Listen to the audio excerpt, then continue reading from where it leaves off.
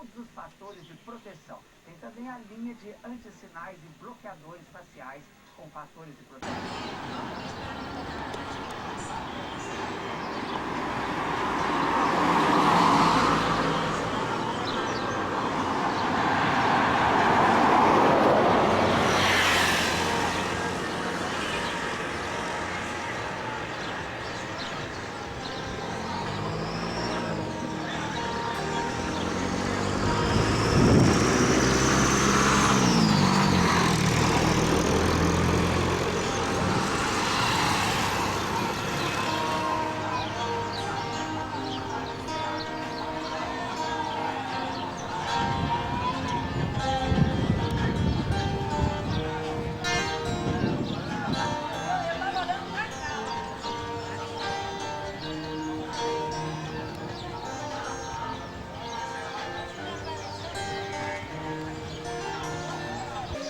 Os seres humanos são basicamente seres sociais. Fomos criados para vivermos em comunidade. O infinito Deus também vive em comunidade. Deus te chama hoje, querido irmão, para viver em pequenos grupos que formam uma grande comunidade. O pequeno grupo tem uma fé baseada nos escritos, assim como a Igreja Adventista. Ele também surgiu de um grande movimento bíblico e assim está trabalhando em prol da volta de Jesus. O pequeno grupo foi edificado sobre os mesmos princípios da Igreja do Deus vivo. A Igreja dos últimos dias deve estar fortalecida em pequenos grupos. O pequeno grupo surgiu para reavivar a Igreja do século XXI com o poder transformador do Espírito Santo de Deus. Participe você também neste plano de Deus e vamos juntos celebrar nesse dia especial. Sejam todos bem-vindos. Amém. Quando analisamos os escritos inspirados e a história da igreja cristã, descobrimos que os pequenos grupos fazem parte da visão de Deus para seu povo, sobretudo neste momento que antecede a volta de Cristo Jesus. Amém? Amém. Com muita alegria nós estamos aqui neste sábado para darmos início a um dia especial.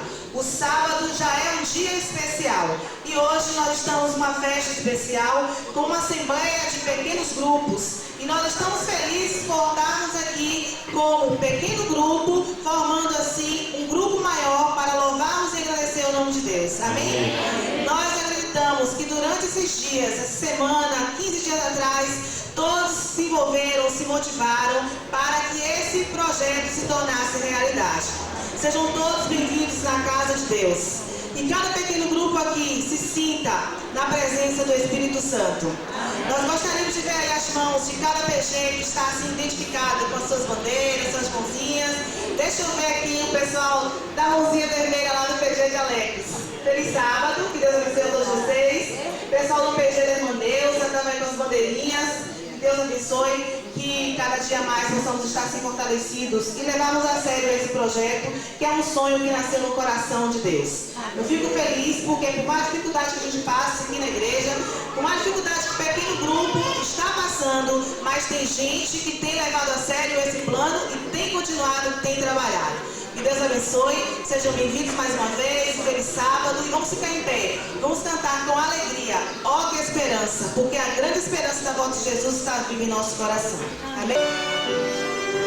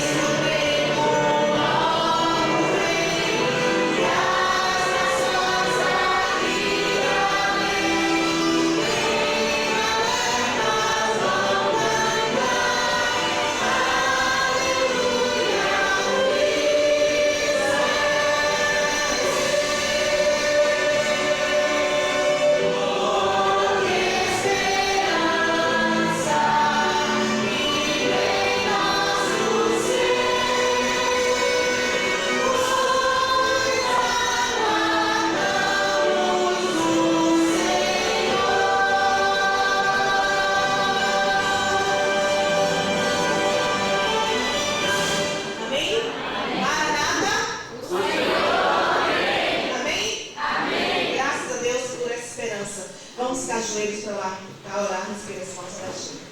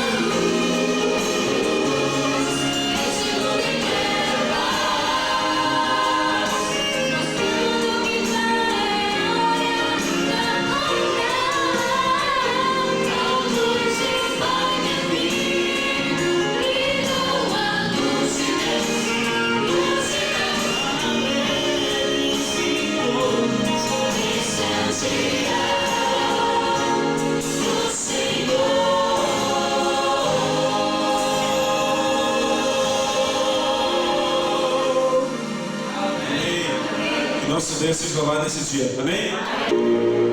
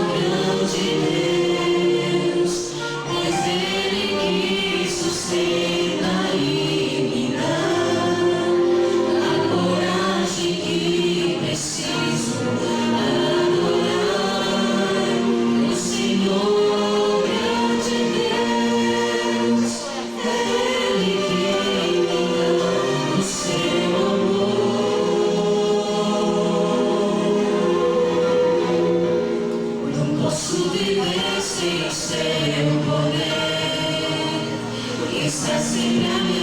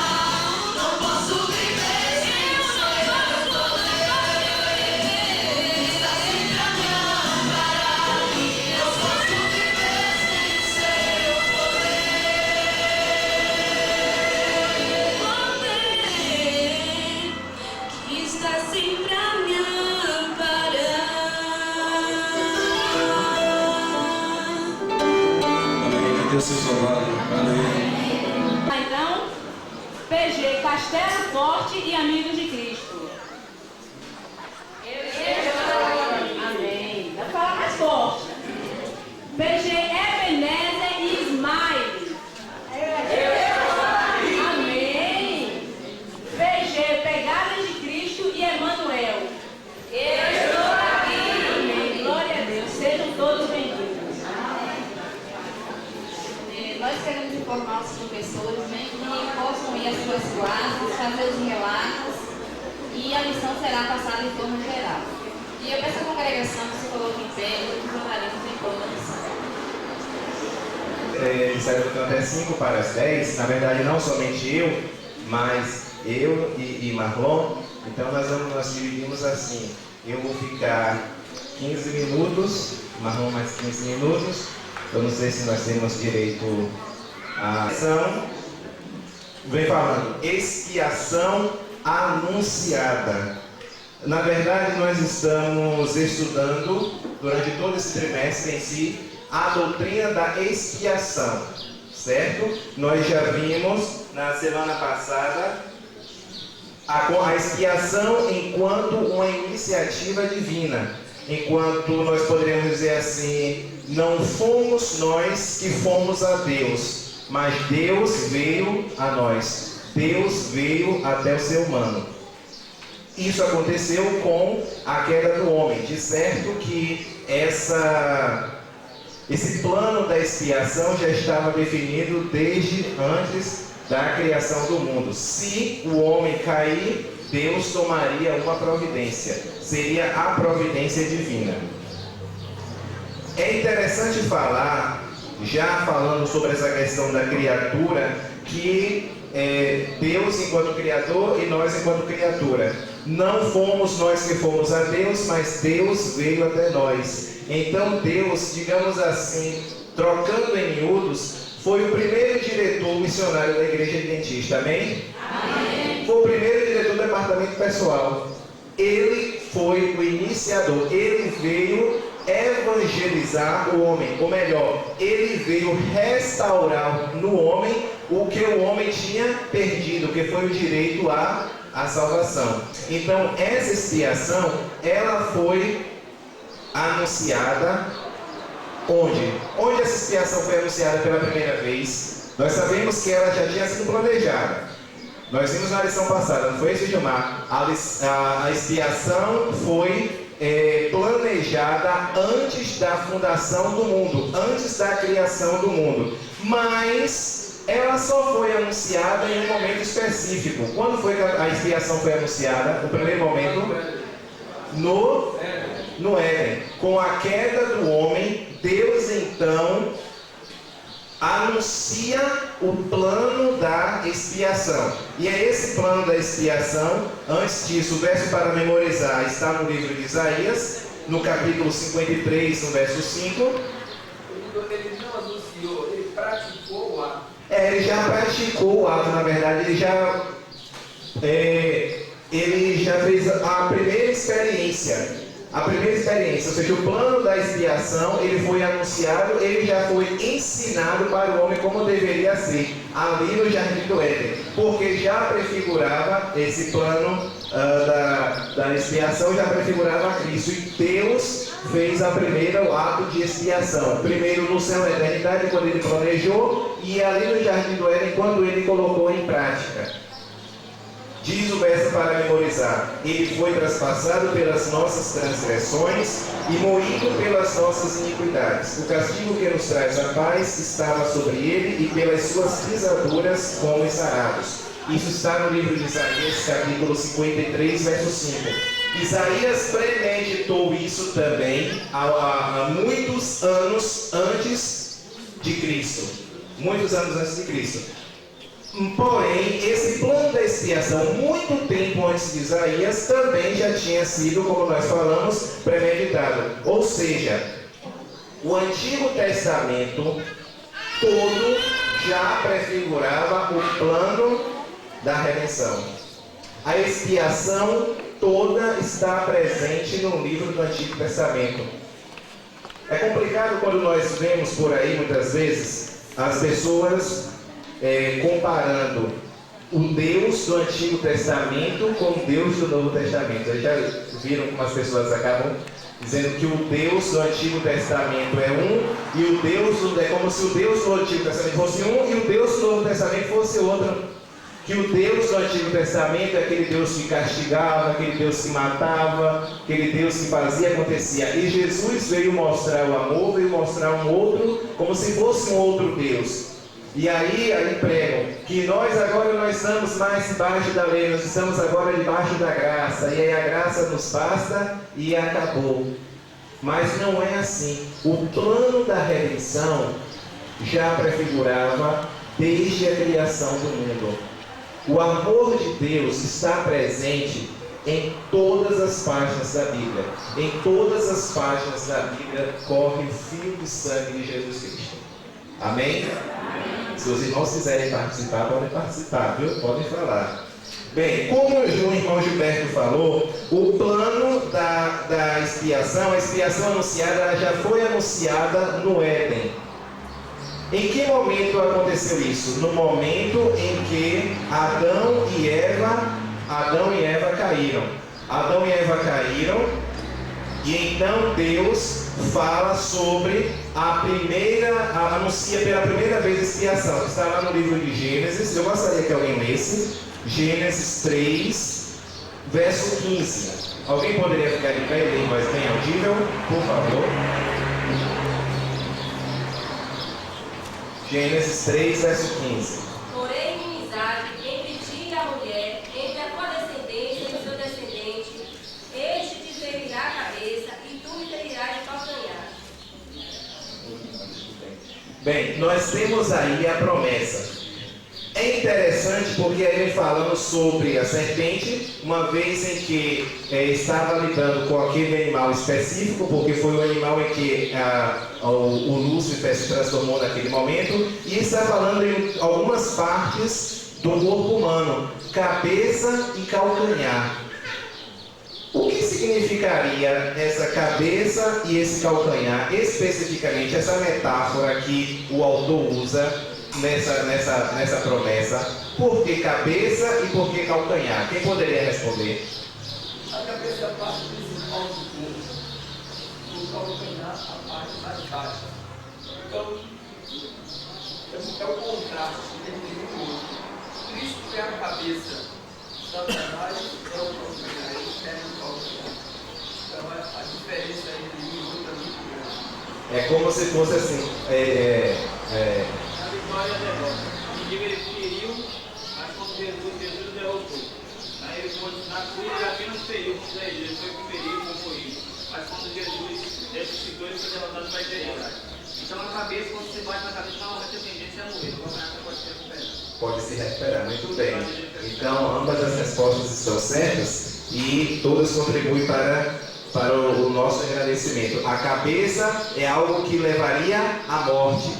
Então, Cristo seria ferido no calcanhar, simbolicamente, metaforicamente, é claro. Mas essa ferida não seria o quê? Mortal. Porém, a derrota de Satanás seria uma derrota eterna. E ele ainda fala de descendente. Na verdade, a mulher é o descendente da mulher. Essa palavra descendente aí, os teólogos colocam duas versões. Tanto pode ser a descendência enquanto a descendência igreja, a descendência é um grupo, quanto a descendência com relação ao próprio Cristo, o Filho de Deus. Tá certo? Então, essa é a primeira promessa lá em Gênesis 3, verso 15, determinando então a expiação, anunciando a expiação. Só voltando um pouco com relação à lição passada, só para fazer uma analogia, é interessante que a primeira coisa que Adão e Eva, que aconteceu com Adão e Eva, quando eles pecaram, foi que eles fizeram o quê?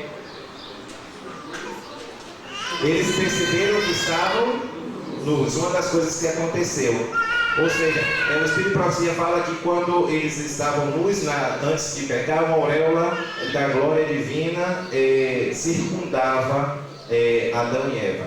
Mas quando eles pecaram, essa auréola sumiu. Então eles percebem que estavam nus. Tá certo? Então quando Deus faz essa profecia e quando o primeiro cordeiro é sacrificado, por que esse primeiro cordeiro foi sacrificado?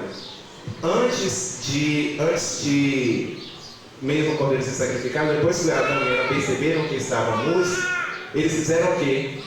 Cozeram folhas e fizeram uma vestimenta. Ou seja, eles quiseram resolver o problema do pecado deles através de uma expiação própria.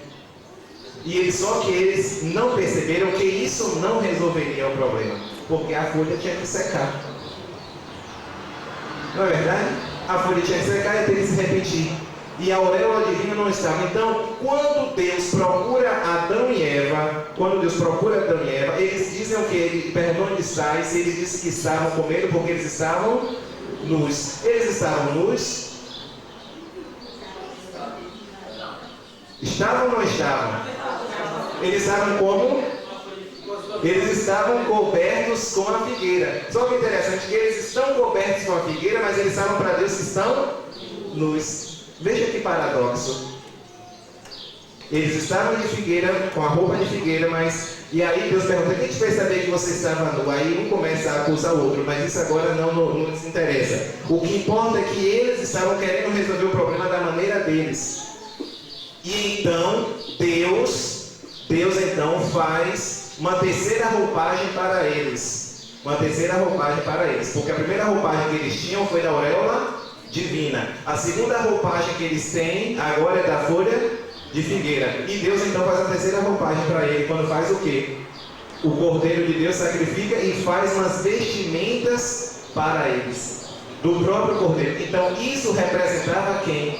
Ou seja, eles estavam cobertos com a justiça de Cristo. Eles estavam revestidos da justiça de Cristo, da auréola divina. Quando eles pegam, eles perdem a justiça de Cristo. Então eles pensam em fazer da própria maneira. Então Deus diz o quê? Essa maneira você não vai conseguir resolver. Então Deus faz o quê? O sacrifício. Ele faz o sacrifício e Deus faz as vestimentas para ele. Representando o que agora? A Cristo Jesus. Então Jesus não só Deus não só premeditou a profecia lá em Gênesis 3,15, como o irmão Gilberto falou, Deus agora, ele não só anuncia, mas como ele coloca em prática a primeira vez lá, quando ele coloca a roupa neles, então ele diz assim, olha, se vocês pecarem de novo, vocês precisam estar sempre revestidos de Cristo Jesus. Assim somos nós pecamos e toda vez que nós pecamos, nós ficamos nus, mas Deus quer nos revestir da justiça de Cristo. Imagine um povo preso lá no Egito, um povo em cativeiro, muito tempo, um povo oprimido, um povo trabalhando apenas para o sustento do seu alimento, um povo que muitos deles já estavam muito doentes, um povo sem perspectiva de futuro, um povo sem perspectiva de uma melhora de vida, um povo que praticamente já estava habituado aos deuses daquela terra. Eles já tinham praticamente esquecido que existia um Deus que poderia cuidar deles. Passa-se tudo isso aí, vem Deus e liberta esse povo. Olha que maravilha, vem Deus e liberta. E agora o povo sai pelo deserto, estão livres. Deus mostrou um grande sinal, um grande milagre na vida daquele povo, na vida de Moisés. E quando chega agora no deserto, aquele povo ele se depara perante o Mar Vermelho. Mais uma vez, Deus vem e liberta o povo. Deus já havia libertado o povo lá da terra do Egito. Deus já havia destruído os deuses pelo qual eram entalhados por homens, deuses que na verdade não falavam, não ouviam, não entendiam, não sabiam de nada, eram os deuses deles. Deus já havia destroçado tudo isso no passado. Agora liberta o povo do Mar Vermelho, eles atravessam em seco. E quando se passa o Mar Vermelho lá na frente, Deus agora acompanha o povo mais uma vez com uma nuvem, os protegendo do sol, e de noite como uma chama. Fundamentadas naqueles que apenas por Jesus Cristo.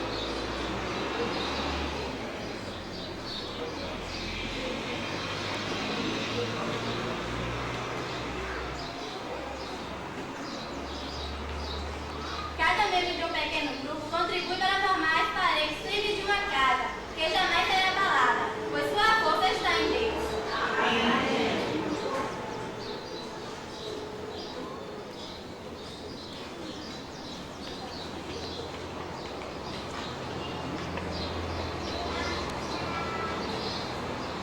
Assim como o telhado protege a casa e seus moradores, o escudo da fé, a palavra de Deus, viva e eficaz, ampara todo aquele que se dedica à obra do Senhor. Amém? Amém.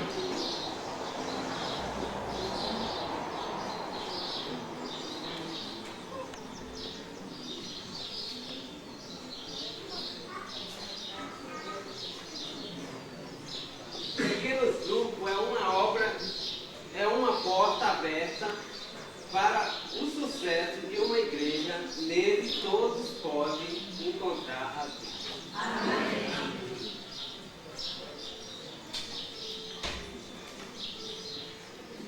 A janela do PG representa a esperança de contemplarmos um futuro glorioso, onde não seremos apenas um pequeno grupo, mas uma só família sob os braços do nosso Mestre Jesus. Você quer fazer parte desse encontro?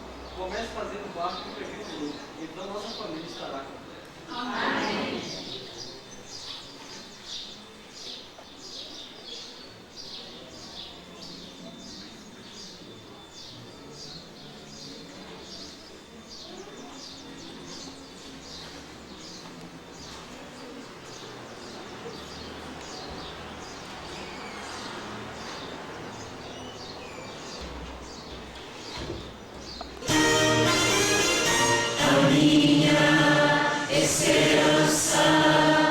Está no Senhor, se a vida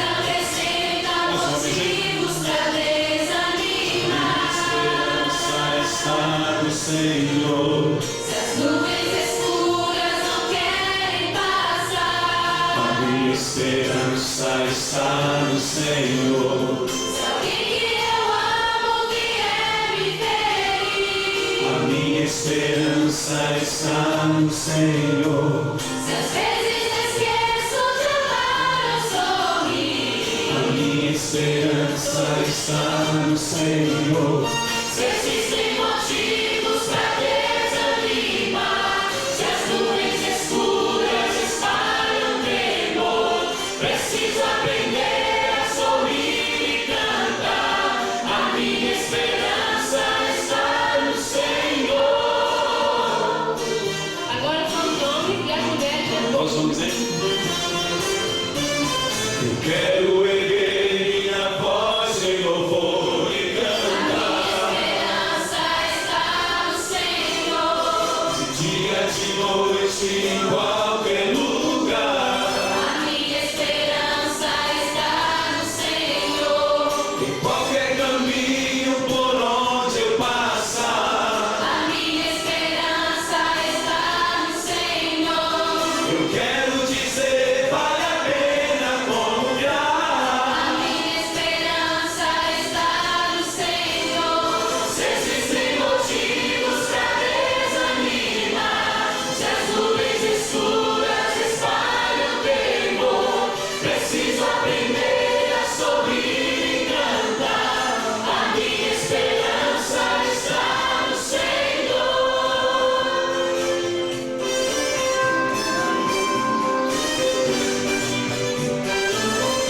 A minha esperança está no Senhor.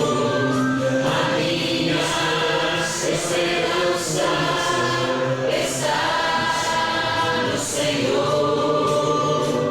Está no Senhor. Amém. Posso ficar de joelho?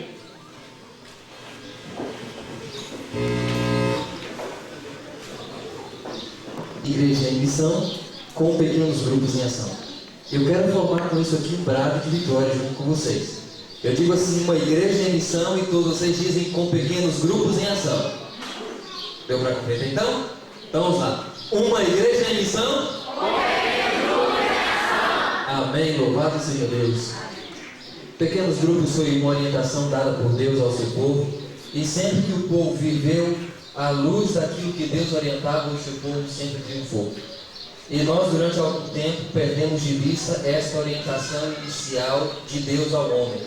E por decorrência disso, a igreja veio sofrendo durante muitos anos.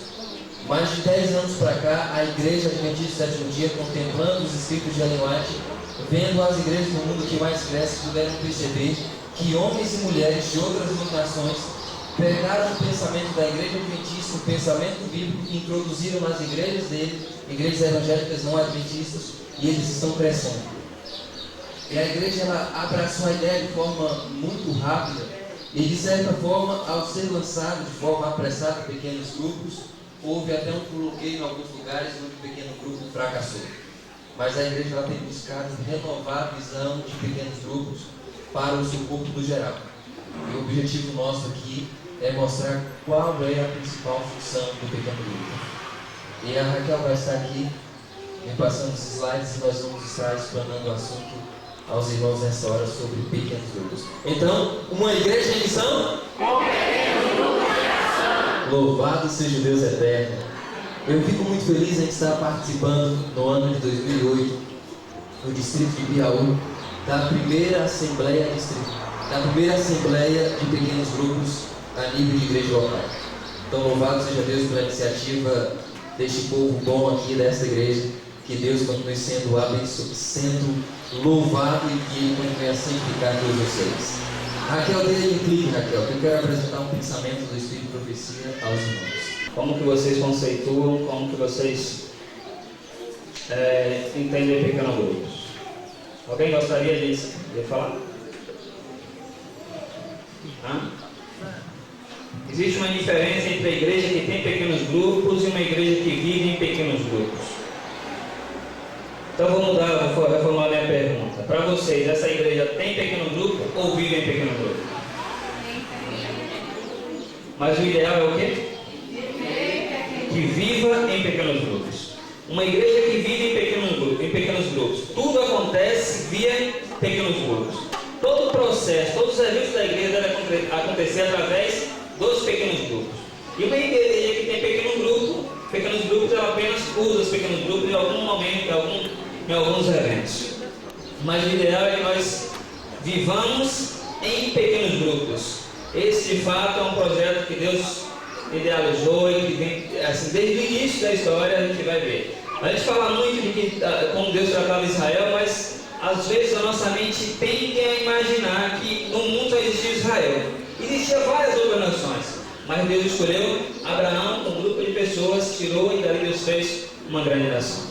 E Deus tem escolhido pessoas para viver em pequenos grupos, porque Deus tem um plano para executar uma grande nação celestial. Eu espero que nós... A partir do verso 42. O livro de Atos é uma inspiração, é um desejo que deve ser presente em toda a igreja, que as realizações ocorrentes e registradas no livro de Atos se repitam na minha e na sua vida. O primeiro capítulo 2, a partir do verso 42, fala como viviam os novos conversos. Eles viviam como comunidade, como família, como amigos, comunidade.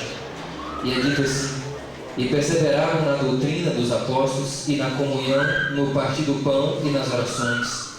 Em cada alma havia temor, e muitos prodígios e sinais eram feitos por intermédio dos apóstolos. Todos que creram estavam juntos e tinham tudo em comum.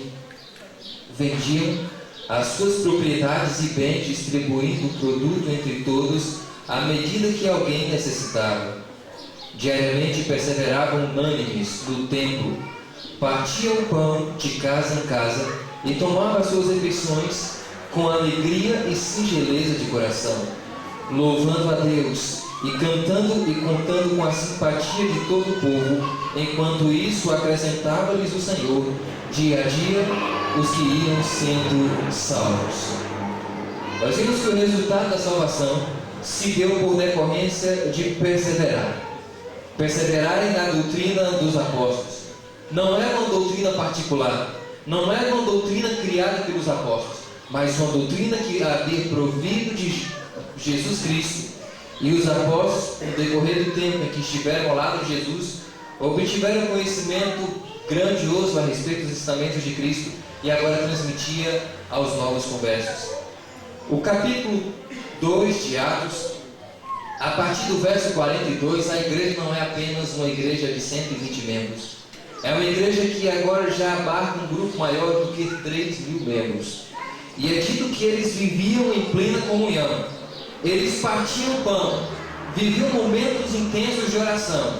Grandes sinais, grandes prodígios eram feitos à vista dos homens por meio dos apóstolos. No coração de cada um deles havia um temor. E o temor é o princípio de toda a sabedoria. Aqueles homens tinham apego, tinham desejo, anelavam sempre ouvir e contemplar a presença de Jesus. E por decorrência disso, um grande fervor contagiava o coração de cada crente. Os crentes viviam em comunidade. Os crentes partilhavam as necessidades um do outro e supriam a sua necessidade. O amor não era apenas apresentado como teoria. O amor era visto em ação, porque as suas propriedades eram vendidas e a necessidade daquele que tinha grandes necessidades era saciada, porque havia um sentimento comum a todos. Como família, em mutirão, eles trabalhavam para o bem-estar do outro. A Igreja de Deus, no passado, haverá de ser, por mais uma vez, vivenciada em nossos dias. Os acontecimentos passados, Deus convida a mim e a você para buscarmos nele condições para que nós possamos pôr em prática as mesmas obras que foi vivida no passado.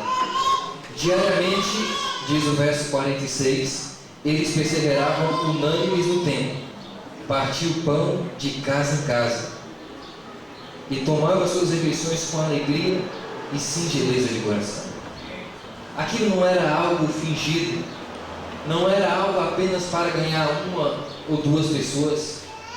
O objetivo deles era se alegrar, porque naquela ocasião Para um judeu aceitar Jesus era ser repudiado pelo seu povo. E muitos ali estavam sendo repudiados pela sua própria família, pelo seu povo. Não tinham quem eles encostar a cabeça e chorar sobre o ombro. Os pais os rejeitavam, os irmãos estavam rejeitando, a comunidade agora estava rejeitando cada um deles. E eles tinham apenas a comunidade dos crentes para chorar e se alegrarem juntos. E por isso o povo dependia mutuamente um do outro. Cada um buscava a atenção do outro, cada um dispensava a atenção do outro, cada um supria as necessidades do outro. E hoje, no pleno século XXI, a situação é comum ainda. Porque quando nós deixamos o emprego, deixamos a comunidade do lar e aceitamos a Jesus, nós somos reprovados por isso e vivemos praticamente isolados. As pessoas não nos respeitam em nossas decisões. São muitos desafios que muitos de nós trilhamos antes de nos entregarmos a Jesus. E quando nós nos vemos sufocados, percebemos que não temos a atenção da família, percebemos que os amigos de outrora já não estão próximos a nós, a solidão bate forte no coração e a gente anseia ter o apoio de um amigo e até mesmo de um irmão. Mas naquela ocasião nós não encontramos alguém que possa nos amparar, chorar ao nosso lado e proporcionar motivo de alegria ao nosso coração. Naquele momento, o cristianismo passa a ter um dissabor doloroso na alma. E nós perdemos de vista o Cristo que uma vez nos convidou para vivermos em comunidade, para vivermos como família celestial. Mas quando a igreja de Deus vive a unidade, essa igreja triunfa. Algumas ocasiões nós vemos o irmão da igreja sorrindo, cantando, talvez bem vestido, mas quando você vai até o lado daquele irmão, quando você contempla a intimidade daquele irmão, você percebe que ele tem inúmeras lutas, você percebe que ele tem inúmeras realizações, você percebe que ele está fraco, entristecido. Eu costumo dizer que a gente conhece a igreja quando visita os irmãos. É impossível ser pastor sem visitar os irmãos. É impossível ser um ancião sem visitar os irmãos. Porque é ali no lar que a gente toma um conhecimento mais claro de cada um. Aqui no conjunto eu fiquei muito feliz quando eu pude perceber uma jovem que participava dos louvores. E falo da Fernanda. Eu pude contemplar as lutas e as lágrimas da Fernanda, lutando contra sua mãe, ela desejando ser batizada, e a mãe sempre dizia: não, não é o seu momento, você não está preparada para agora ser batizada. E nós visitamos a mãe, visitamos mais uma vez, conversamos com a mãe, e a mãe estava assim aparentemente relutante, mas no momento que eu fui fazer uma visita, estava a mãe da Fernanda, da Amanda, perdão. Fernanda é outra história que vai batizada também, a mãe da Amanda, e ali nós sentamos e estávamos conversando. E dentro daquela conversa tinha uma familiar da Amanda na casa. Eu falei: essa mulher vai atrapalhar a conversa. E eu estava conversando, e ela se voltou para mim e disse: você é o pastor da igreja que a Amanda congrega? Eu disse: sim, sou. E então ela se calou um pouco mais, nós continuamos a conversa, e de repente ela se voltou para a mãe da Amanda e disse assim: olha, se a Amanda quer seguir os caminhos de Deus, não crie obstáculos para ela, permita que a sua filha seja batizada, não é isso que ela quer. E a mãe disse assim: pastor, me dá um tempo. Eu disse: eu vou te dar um tempo. Eu havia visitado a mãe da Amanda numa quinta, e a Amanda tinha o sonho de ser batizada no sábado. E quando foi no sábado, a gente, nas inúmeras correrias, chegamos na casa da Amanda na sexta-feira, e a mãe da Amanda olhou assim para mim e dizia assim: pastor, eu disse: vim buscar a resposta. Ela mudou e disse: já? Começou comigo agora, alguns dias atrás, você quer a resposta de imediato? Aí eu abaixei a cabeça, naquele momento eu só olhei, não falei mais nada. Ela olhou para a filha olhou para ela, a Delma, que é a irmã da Amanda, olhou assim e disse: maninha, deixa ela ser batizada. A mãe silenciou-se um pouco mais e disse: tá bom, você pode ser batizada. E naquele momento, a Amanda, eu imaginei que ela fosse pular na mãe, dar um forte abraço, ela começou a chorar.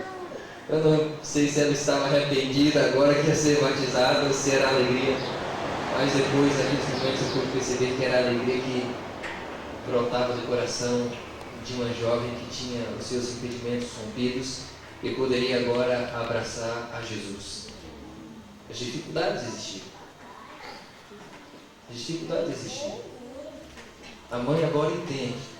Talvez não aceita terem as filhas como membros dessa igreja.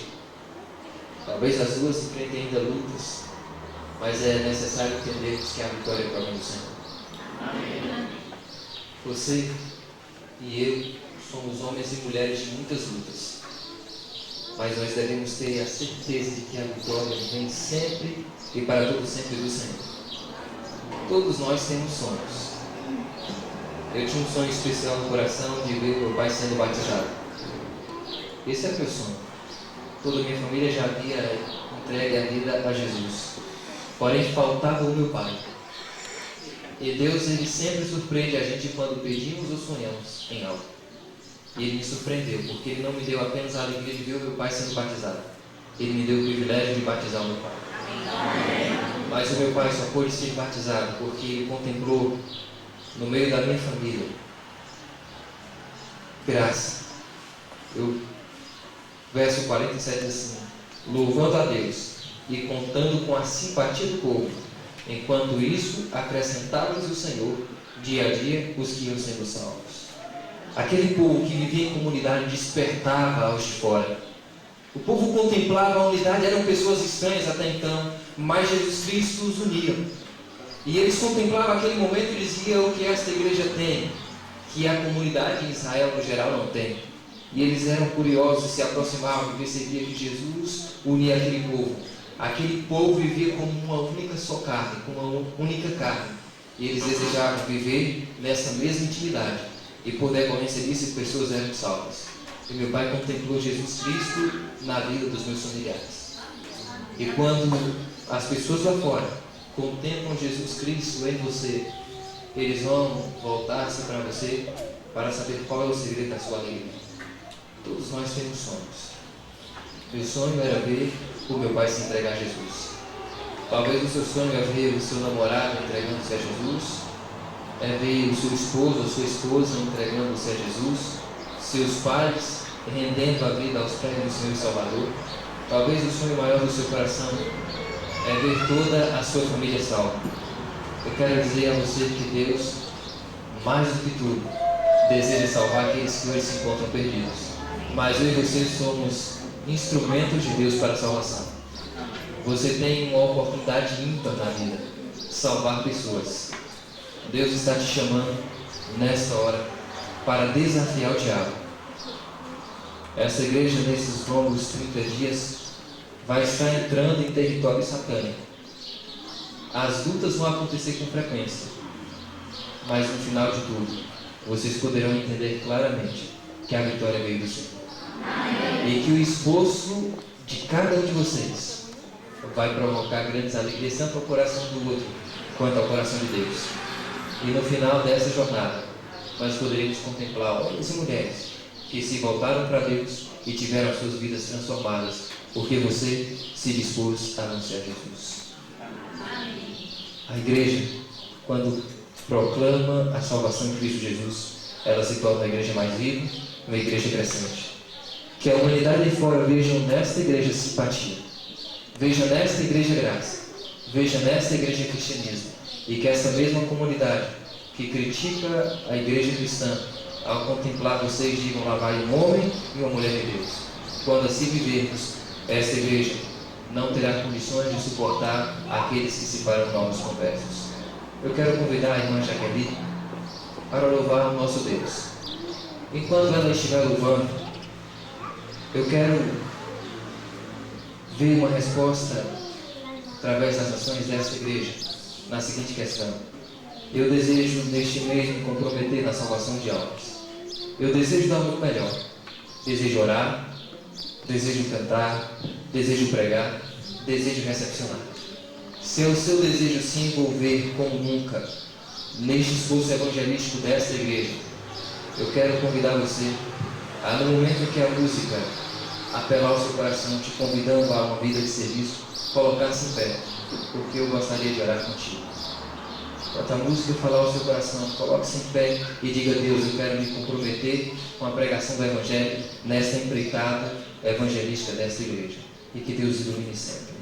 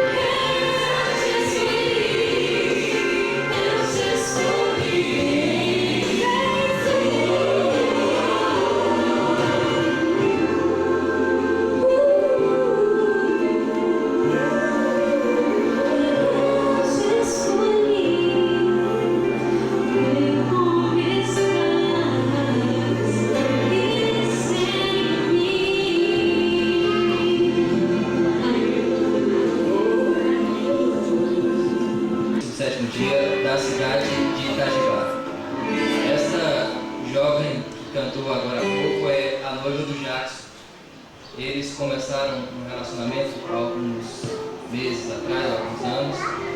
E o Jackson, o relacionamento iniciou-se como julgo desigual, pois ele, membro da Igreja Cristã no Brasil, é musicista naquela igreja, instrutor de música, e os dois começaram a namorar.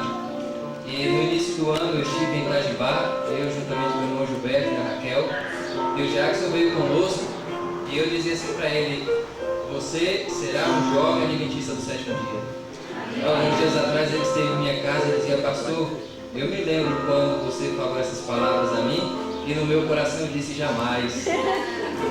Mas Deus, ele traça planos diferentes daqueles que vêm à nossa mente.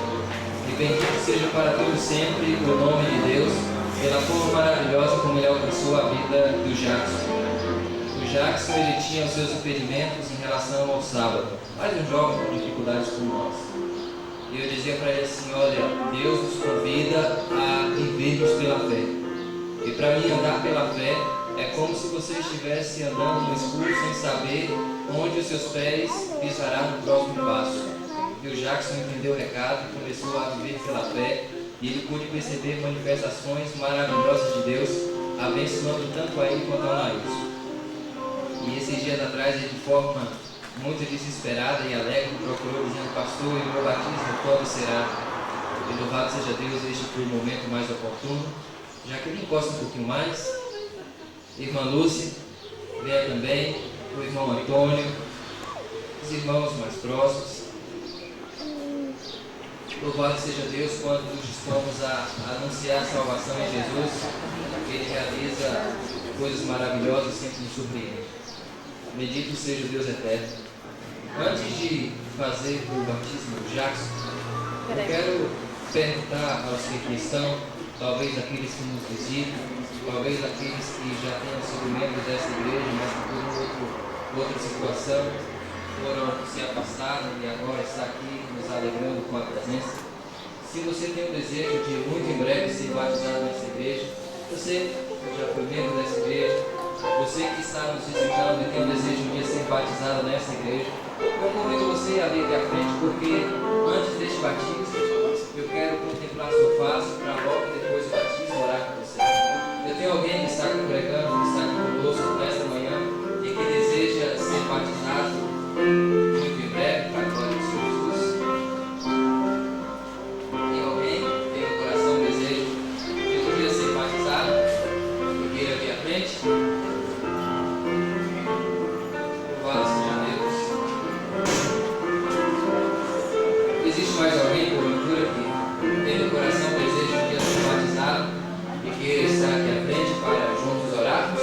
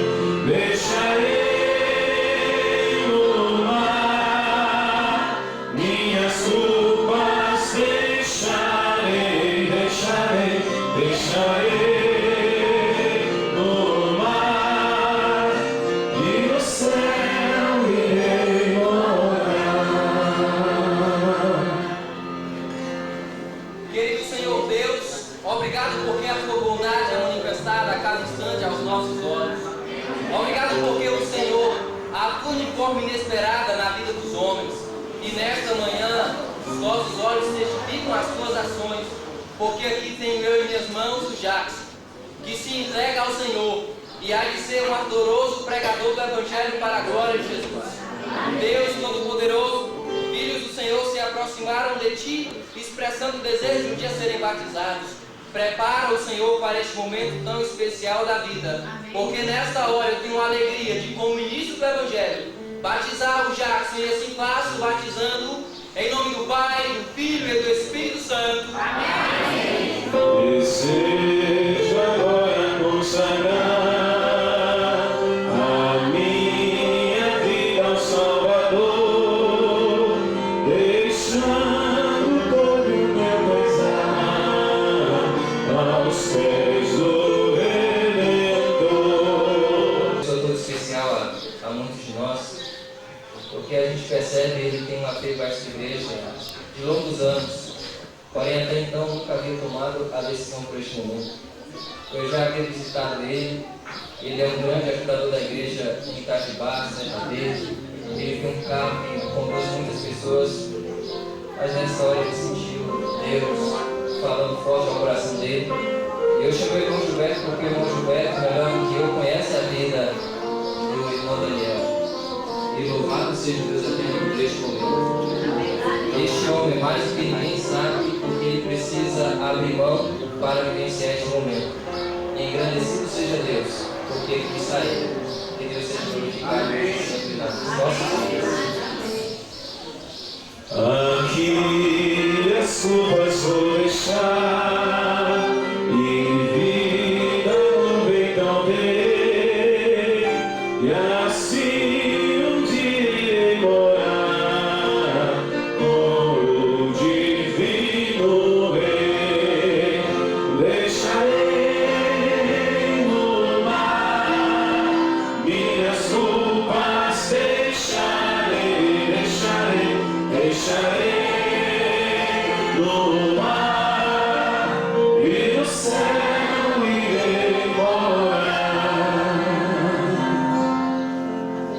Querido e eterno Deus, mais uma vez o Senhor nos surpreende. Tudo havia sido programado pelos homens para que apenas um batismo ocorresse nesta manhã, mas o Senhor proveu milagres em nosso meio, e o irmão Daniel corre em sua direção para dizer: já não vivo eu, mas Cristo vive em mim. E nesta manhã, Deus eterno, eu me sinto honrado por ti, em como ministro do Evangelho, batizar o irmão Daniel, e assim passo batizando em nome do Pai, do Filho e do Espírito Santo. Amém. Nas claras águas deste mar, os meus pecados deixarei, depois então irei morar com o divino Rei. Deixarei no mar, venha e segue-me. Minha cruz eu tomo e sigo, a Jesus eu sempre sigo. Onde for a Ele eu sigo, seguirei ao meu Jesus. Se o caminho for custoso e o trabalho muito penoso, mesmo assim igual. Um jovem, um adulto e um juvenil, a nossa família agora, para junto conosco engrandecer o nome de Jesus e ocupar o espaço todo especial do céu. Eu estarei batizando agora o João Paulo e logo mais nós faremos a oração final, e aí fica por conta do Joelson da Abra e dos momentos que se seguirão, e que Deus continue sendo agradecido no seu coração. Senhor e eterno Deus, obrigado porque o João Paulo já havia no seu coração tomado a decisão em servir ao Senhor para todo sempre. Toma a vida deste juvenil em tuas mãos, que o Senhor revista de poder, de glória e de sabedoria, para que ele seja um exemplo na comunidade dos crentes, e que ele seja um verdadeiro pregador do Evangelho, e que ele tenha alegria em ver pessoas rendendo-se aos teus pés. E nesta hora eu tenho alegria de, como ministro do Evangelho, batizar o João Paulo, e assim faço, batizando em nome do Pai, do Filho e do Espírito Santo. Amém. Meu Jesus está chamando.